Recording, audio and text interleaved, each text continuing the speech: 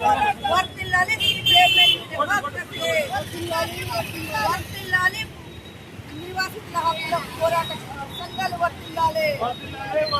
వర్ధిల్లాలి నివాస హక్కుల పోరాడదాం నివాస హక్కుల కోసం పోరాడదాం నివాస హక్కుల కోసం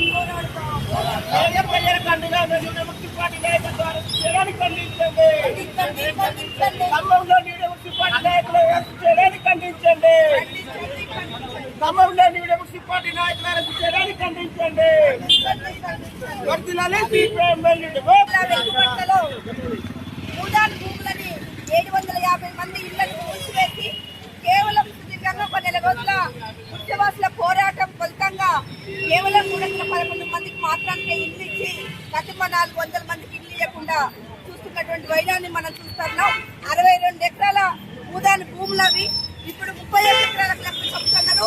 లాస్ట్ 62 ఎకరాల నుంచి 5 ఎకరాలకు నుంచి ఈ మొత్తం భూములను అక్కడ రియల్ ఎస్టేట్ లేదా ప్రభుత్వంలో ఉండేటువంటి ఒక ముఖ్యమైనటువంటి నాయకుల లేదా మంత్రుల అనుచరులంతా కూడా వందల ఎకరాలను అక్కడ కబ్జా చేసినటువంటి స్థితి.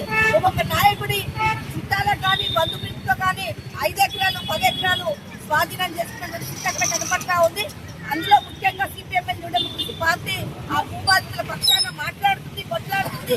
ఈ రోజు ఉదయం ఖమ్మం జిల్లా బంద్కు పిలుపునిచ్చినటువంటి సిపిఎంఎల్ న్యూ డెమోక్రసీ నాయకులను కార్యకర్తలను వాళ్ళతో పాటు ఈ భూదాన్ భూముల నిర్వాసితులు ఎవరైతుందో ఆ బాధితులందరినీ కూడా అక్రమంగా అరెస్ట్ చేయడాన్ని సిపిఎంఎల్ న్యూ డెమోక్రసీ హైదరాబాద్ జిల్లా కమిటీ తీవ్రంగా ఖండిస్తా ఉంది.